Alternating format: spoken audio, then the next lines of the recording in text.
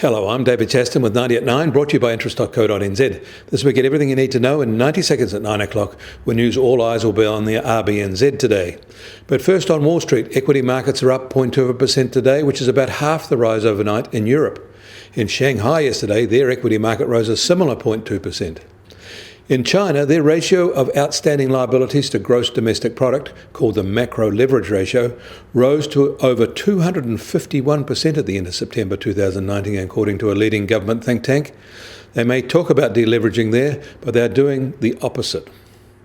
However, the prognosis is not all bad. Orders for construction machinery in China have reached a new high for manufacturers there. Japanese machine tool orders are still in a seriously depressed state, down 37% in October from the same period a year ago, and that's slightly worse than the September result. In Germany, the closely watched ZEW survey came in more positive than expected, especially for sentiment and expectations. It is negative to be sure, but the improvement was marked and unexpected. In Australia, the widely watched NAB Business Sentiment Survey has brought a tiny improvement in October, with conditions edging up 1 point and confidence lifting 2 points, although both remain well below average. These results won't be changing any views on policies or decisions. And yesterday's big bank result from CBA has an interesting element in that it shows that the recent tax cut monies are increasingly being parked in bank term deposits.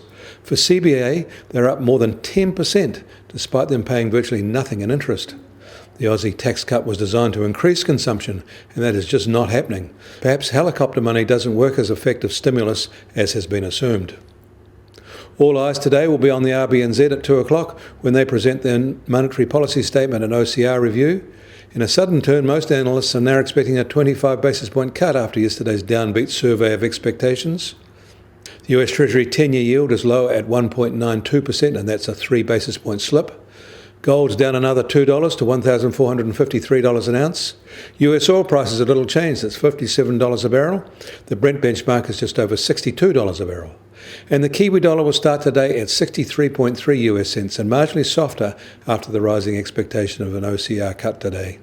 On the cross rates, we're at 92.5 Australian cents, and that's giving up almost all of yesterday's rise. Against the euro, we're softer too at 57.5 euro cents. That puts the trade-weighted index at just on 68.5. I'm David Chaston. That was 90 at 9, brought to you by interest.co.nz.